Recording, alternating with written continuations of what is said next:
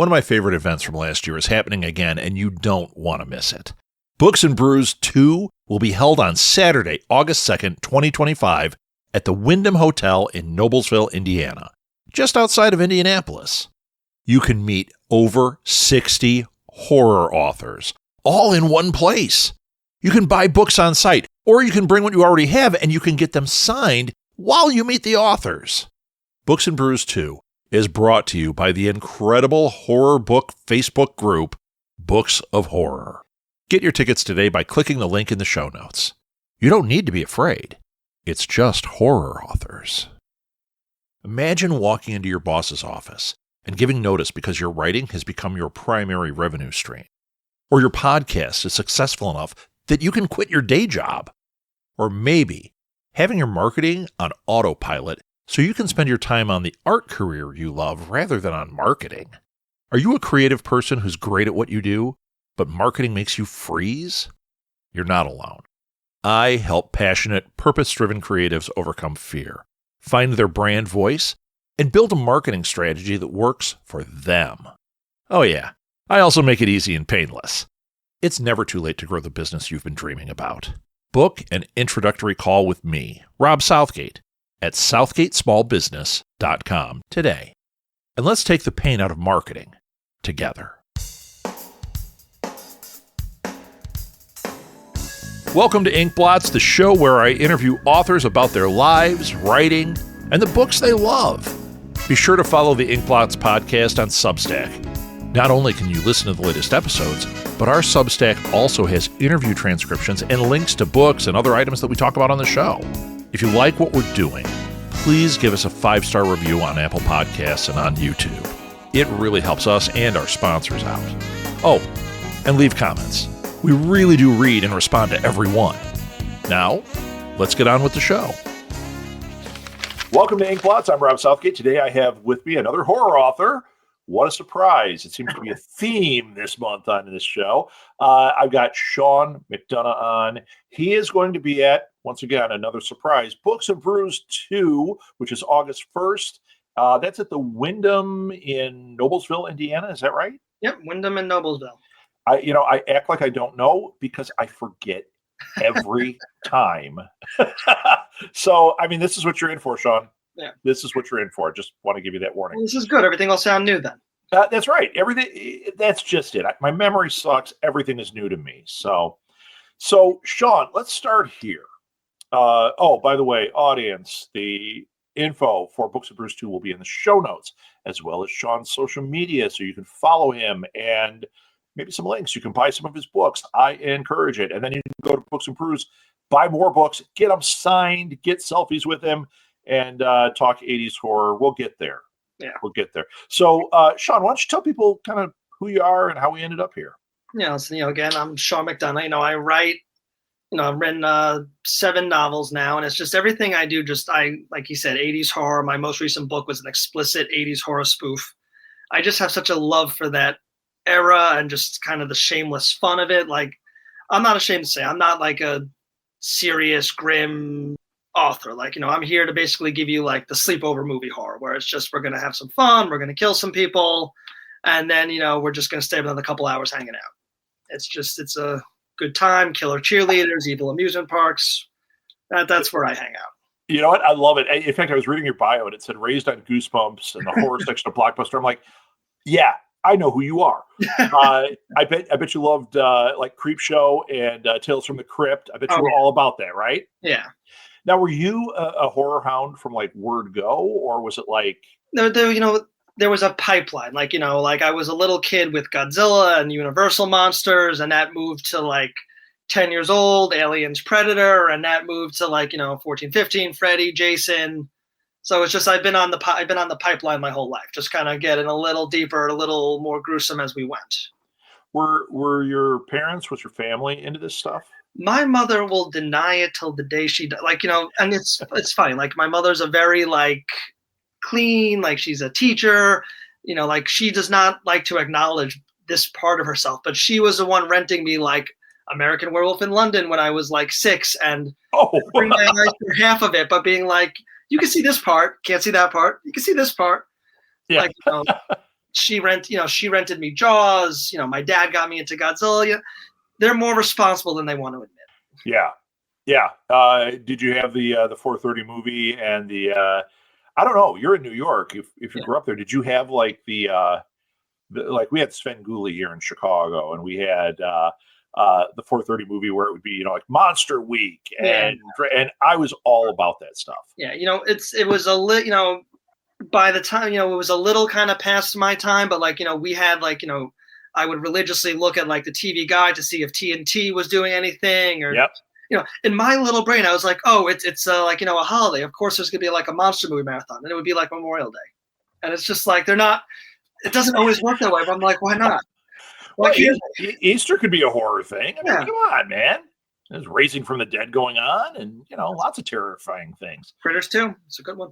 There you go. So for you, were you, even though you were watching this stuff, were you kind of a moth to the flame? Were you a scared kid, or were you like? Oh, I was very rarely scared. I mean, I think I got scared of a creep show, like If You Can Hold Your Breath. Yeah. But for the most part, I was, and again, I didn't see too much of the non-fun stuff. Even as a kid, I keyed in this is gross, but we're supposed to be enjoying ourselves.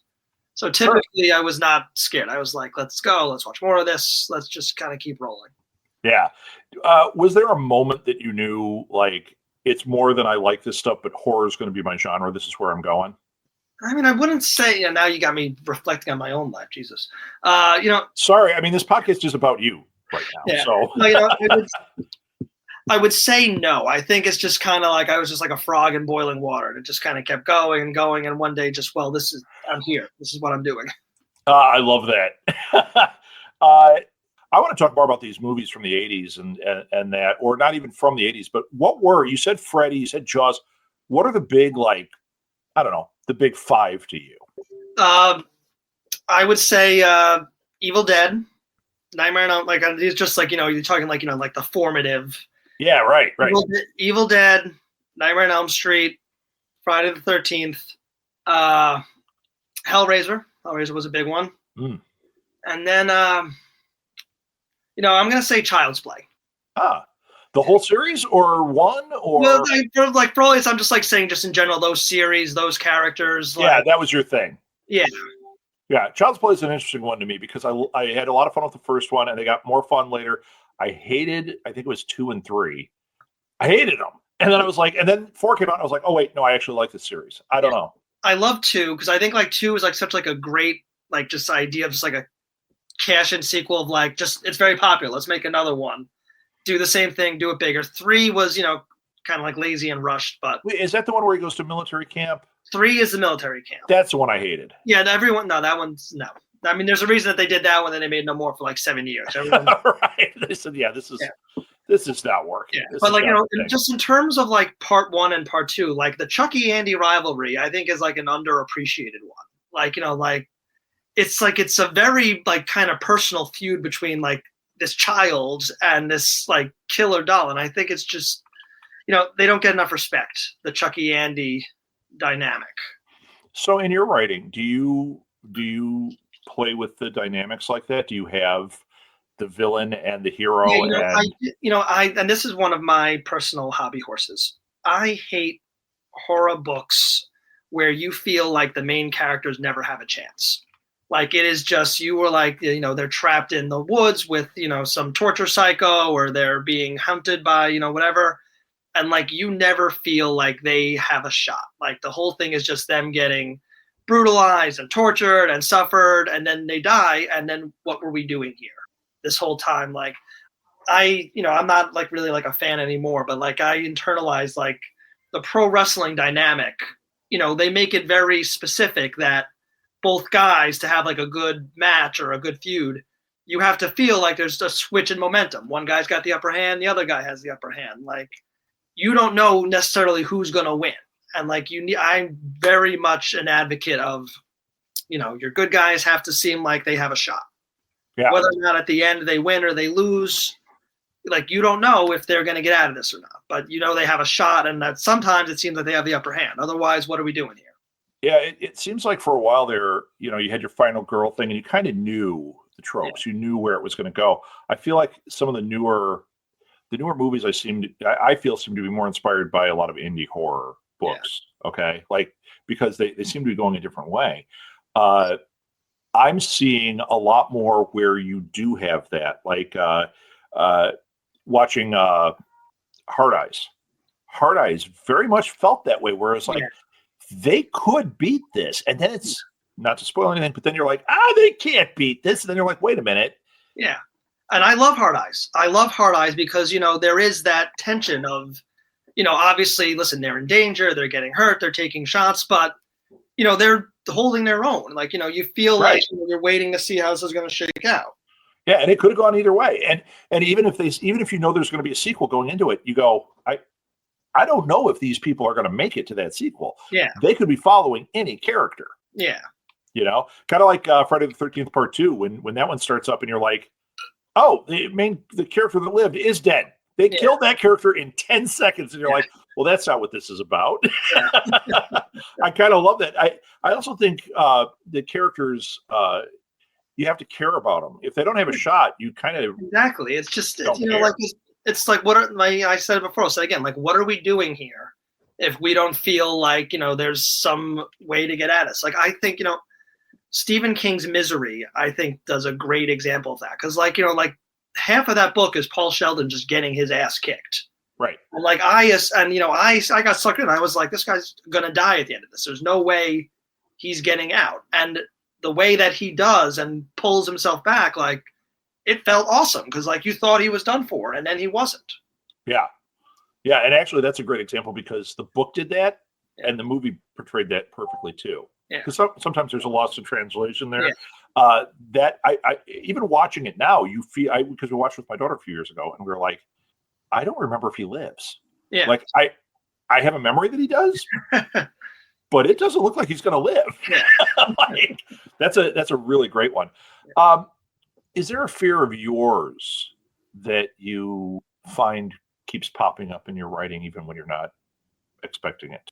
Not really. Like, the only weird fear I have is, like, I'm very weird about tentacles and like suckers, like the sucker. I don't like those. They freak me out. Okay. And so I avoid them. Like, I'm like, no tentacles. We're just not gonna. So rather than a fear that shows up, you have one that you just are striking out of this. Yeah, we're not doing tentacles. Do they ever try to creep in? Are you ever writing and all of a sudden you're like, no tentacles? Well, Not Another Day horror novel did have some brief tentacles, but like they were just used like fleetingly in a fight, so we didn't dwell on the tentacles. They were just there and then they were gone. Gotcha. So I'm guessing Lovecraft is not number one on your list. Yeah. You know what? No, for a couple reasons. One, I don't like tentacles, and two, like, I just don't like Lovecraft's whole vibe of like, we're not going to describe it. It's just terrifying. I'm like, right. No. I'm like, if you ever heard like Midnight Pals, like, it's like it's a Twitter. It started as a Twitter thing, and it kind of took on a life of its own. But this writer, they did like, it's like all the horror greats like Stephen King, Dean Koontz, Edgar Allan Poe, hanging around a campfire, like telling stories. And it's like, I love that. Yeah, it's called Midnight Pals. It's hilarious, but it's meant to be like just poking fun at everybody. And one time it's H.P. Lovecraft, and he's like, there was this terrifying entity that's so terrifying. And Stephen King's like, what did it look like? And H.P. Lovecraft's like, terrifying. Spooky, like an Italian. So they got the racism in there too. Yeah, exactly. Like, it's like, it's so knowledgeable. Like, I love that line. Spooky, like an Italian. Oh my God. Yeah. Oh my God. I'm going to look this up as soon as we're done. That sounds incredible. You have to. It's hilarious. That sounds incredible. Okay, so you've talked about Not Another 80s Horror Novel. That's your newest book, right? Yeah. So give us the elevator pitch on this thing. You know what? It's the airplane of 80s horror novels, or the Shaun of the Dead of horror novels, if you want to be a little more recent. But it's just, I read so much of this stuff, and I spend a lot of time like kind of poking fun of it. I know and love all of the tropes inside and out, and I just jam them all into one book together. So it's like, it's the family moving to the new small town, and there's an evil supercomputer, and there's evil monsters in the wood that do sex crimes, and there's like a possessed child, and it's just everything I love about this stuff just jammed together. It's all there. Yeah, it's all there. So, okay, this is outside of that story, is there a trope that is your ride or die?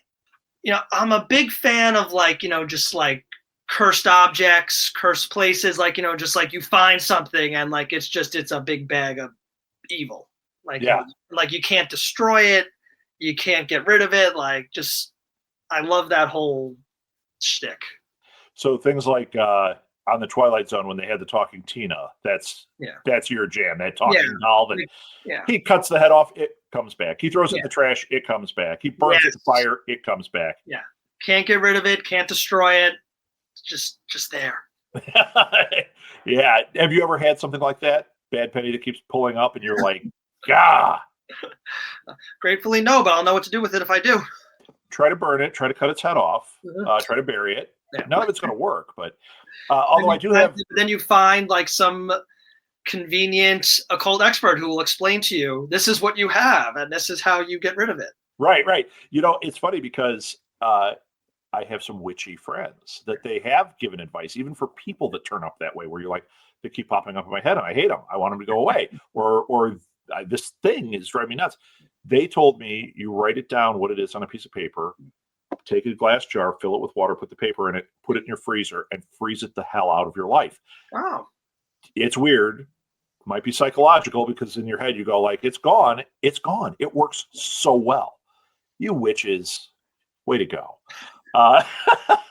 So how do you think horror has changed over the years? We're talking about like this kind of retro thing, but how do you think it's changed over the years? Well, I mean, listen, there's so many you can track from in the 80s, everyone was just, what I loved was just how like kind of like unashamed and joyful, like they just wallowed in every ridiculous trope and idea, and they took them seriously, and they just weren't afraid to just be ridiculous. And then we go to the 90s, and and all of a sudden like we gotta be serious, like now this is grim, this is violent, this is bleak, we're gritty now.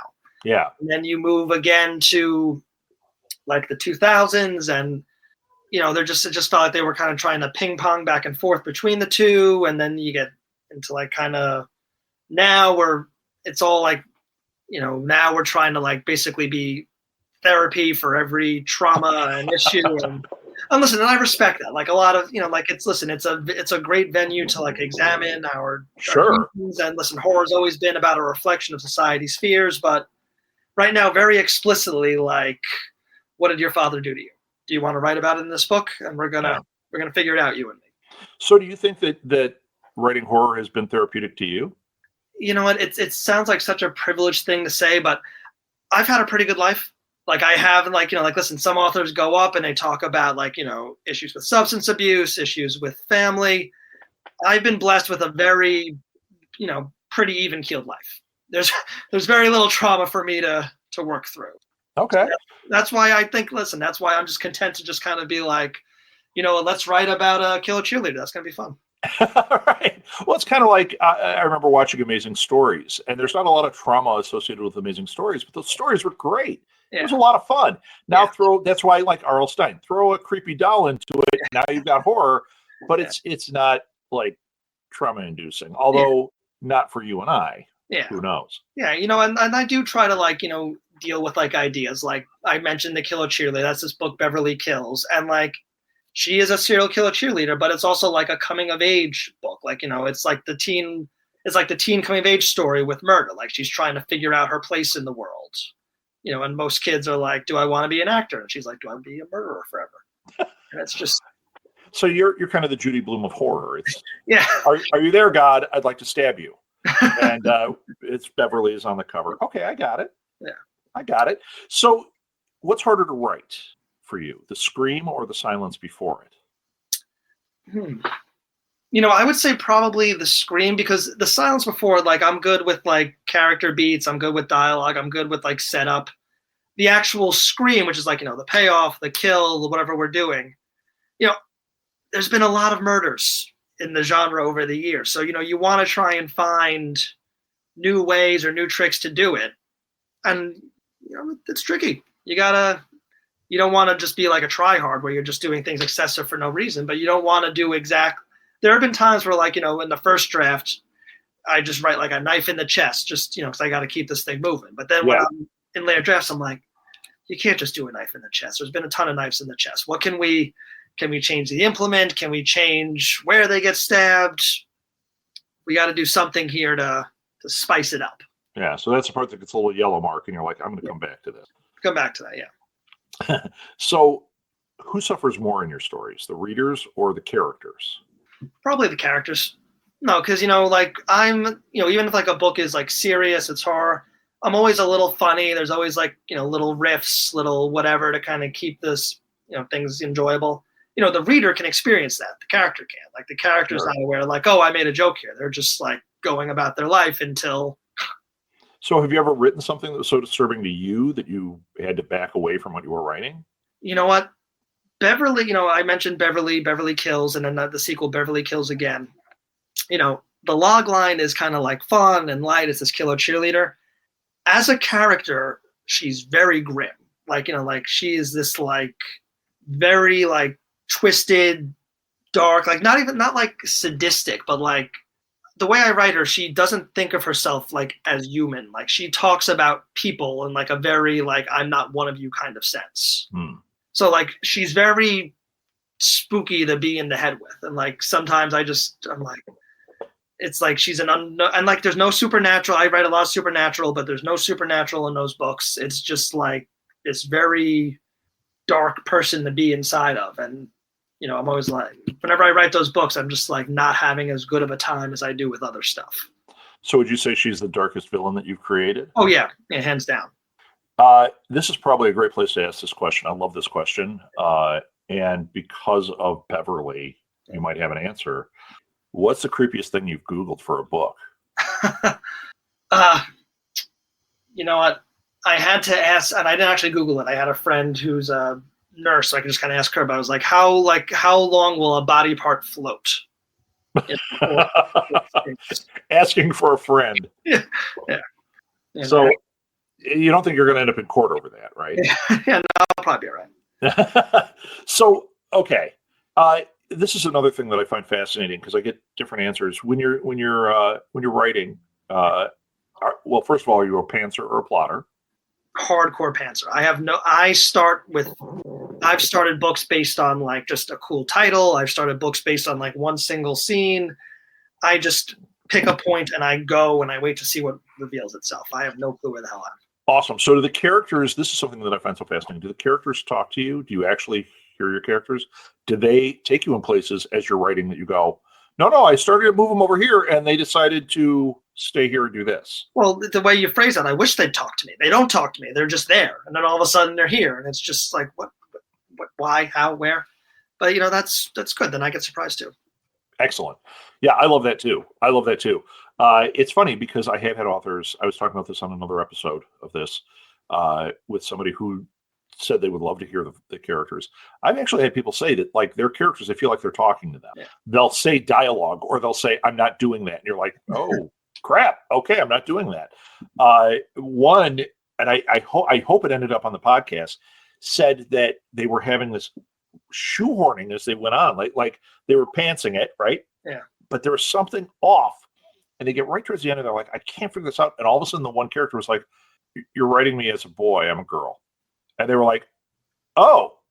And they went back and started rewriting it as a female character and went, oh my God, it changed the whole thing and it made the ending work.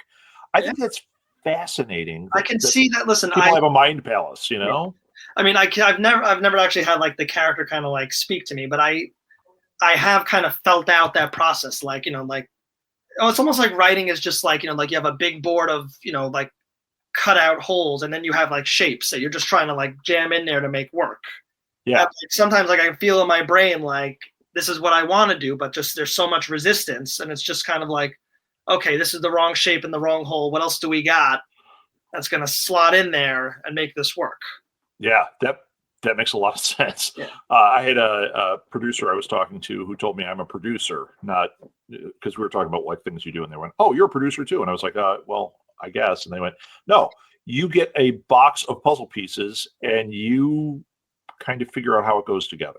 That's whether you're a writer or a podcaster or a storyteller, you're a producer because you get the puzzle pieces and you're like, okay, This is how I'm going to do this. It may not be what the puzzle's supposed to be, but this is how I'm going to do it. And listen, sometimes I've had characters or, ideas or whatever that I thought would be for one book and just completely didn't work. But I'm like, I like this. I'm just going to put it in this box. And then maybe next time we'll need this one. Yeah, an idea box. I love that. Yeah. So what's your process like? Like any rituals, anything that you do? I mean, I like to, if something's going well, I like to make a playlist for it. Oh, I love that. Once I lock in the theme and the idea of what I'm trying to do, I like to make a custom playlist that kind of matches into it. I always do that. One thing I do is my first draft is written by hand. Okay. Because then when I have to do, my second draft, I have to physically look at every single line and word and judge if it's even worth typing it in the way it is, or do I want to change it right now to something better? Yeah, because when we write, often there's holes. Yeah. Or there's something, a turn of phrase, that's not a turn of phrase, but the first draft, they're there. So having to force yourself to do that other way, that's a really interesting process. Yeah, no, it slows things down because it's slower to write by hand. It takes time to type it in, but you pay attention so much to every single little piece. Yeah. Yeah. And your editor still finds things they want to change. Yeah. So playlists, do you make them on Spotify so people readers can share them? You know what? Yeah. Well, the playlist I write to is always long. It's 40, 50. I'll make a smaller Spotify playlist of 10, 12 tracks, and I'll share that. Cool. That's one of my favorite things. Yeah. But no one wants to sit there for 60 songs, but 10 or 12 will bring up. That's cool. Okay. We're getting to the end of our questions here. This is one that I love this question. This is one that does pop up on almost every one of these shows. Who are your top 3 writers, horror writers, right now, off the top of your head? Okay. Let's go with your favorites. Yeah. All right. I'm gonna eliminate Stephen King because Stephen King is just a given. He's assumed. It's no fun to say Stephen King, but he's in there. Right. Robert McCammon, who was from again one of these 80s guys, but just so good, and he's still got it. He's still putting stuff out. He writes plot-wise, he writes about vampires or UFOs or whatever he wants, but he has such a good human touch for his characters. Excellent writer. Yeah. I'm gonna cheat a little bit. Look at my shelf here. I'm in the middle of moving my shelves, which is so things are messed up a little bit. Yeah, things are kind of just hard to see right now. John Skip and Craig Spector, the grandfathers of splatterpunk. Yeah. I love writers that can take plots that are just kind of ridiculous, but then marry them to such good characters and just kind of make it feel like it matters. That's what I try to do a lot of. So they're very good at that too. I'm trying to pick somebody modern, so I don't just sound like an old fogey. No, you can sound like an old fogey. It doesn't matter.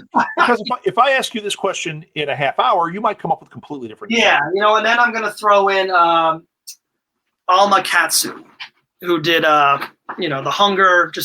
Oh yeah. Yeah, just so well researched her stuff, such a good knowledge of history and the world, and such a talent for violence. Okay, so Alma Katsu, and I'm going to add one more. Just okay. Nick Cutter, who is just. Of course, I would think you'd like Nick Cutter. Yeah, listen, but everyone talks about The Troop. Everyone talks about The Deep.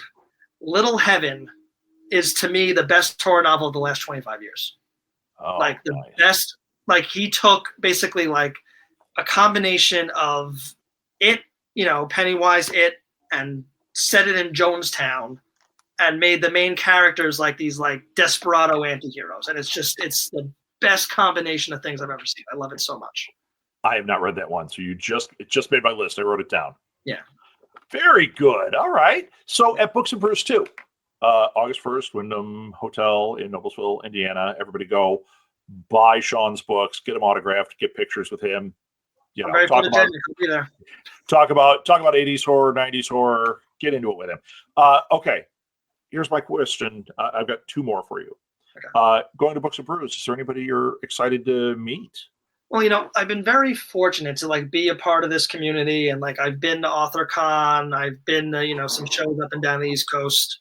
At this point, I have friends. So I'm just looking forward to just seeing, just the faces of people I've seen half a dozen times, guys and gals that I love to death, and just hang out with them, talk, share some stories, talk some shop, drink some beers.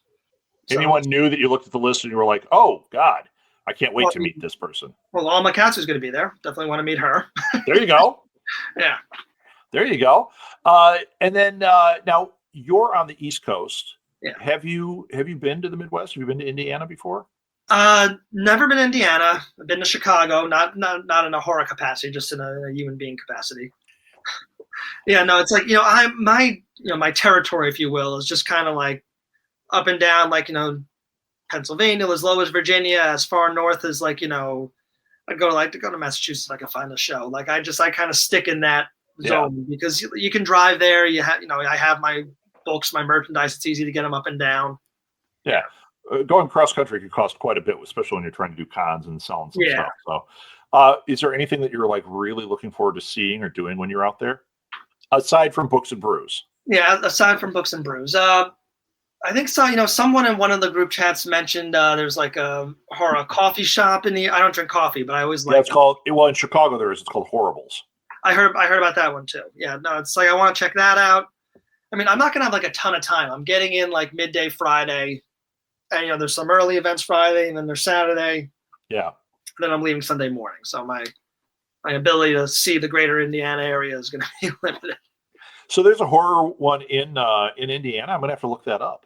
Yeah, no, yeah, it's. I'll try if I can find in the group chat later. I'll message you. That'd be cool, man. That'd be cool. Yeah, because that one I don't know about, and I have to go to Indiana for PopCon this month. Oh, nice. So and we're gonna have like one day where they're just dropping stuff off and. That might be hey, let's go get coffee. Yeah. So the clock is ticking. You've got until like the 26th to tell me about this coffee shop. All right, Sean, last thing. What's the best place for people to engage with you? My Facebook's very good. I got a decent following there, and you can message me there if you want to buy a signed book.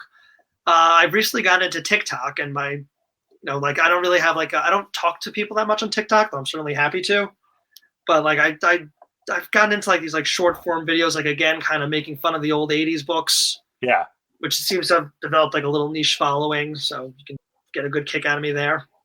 Cool. Well, we'll put your socials in the show notes so people can follow you. And I encourage people to follow. And if there's a newsletter, subscribe to the newsletter, anything you can, because there's always cool stuff from these authors that I find in there. And I know Sean is going to be one that's going to have some cool stuff in there. So definitely. I'll put the links in there. Follow them. I'll put the links for Books and Brews. You can also join the Books of Horror Facebook group, which is the one that's putting on Books and Brews. I haven't mentioned them yet. Yeah, it's a fantastic horror nerd group. If I can co-sign that, it is the best place to talk horror books on the internet. It's fabulous, right? Yeah. No, it's listen, I've been in there for years now, and it's the best place to find books, talk about books. The best. Yeah. I love in there the big A-list horror authors that are just members, and they'll just they'll comment on things or they'll make a recommendation. I'm like, wait a minute, that's Josh Mallerman, and he's just chatting it up in here. Yeah. That's awesome. It's awesome. All right, Sean. Hey, Sean McDonough, best of luck. Everybody, go buy his books, get them signed. Talk about Creepshow. Bring up that thing when Ted Danson was underwater. That's the one thing that upsets him. Yeah. That's really what we want to do with this thing. And Sean, I just had a great time. This was great. Thank you for coming on. I'll invite you on to other things in the future. Listen, yeah, thanks for having me. I'll come down anytime. All right, man. Thanks.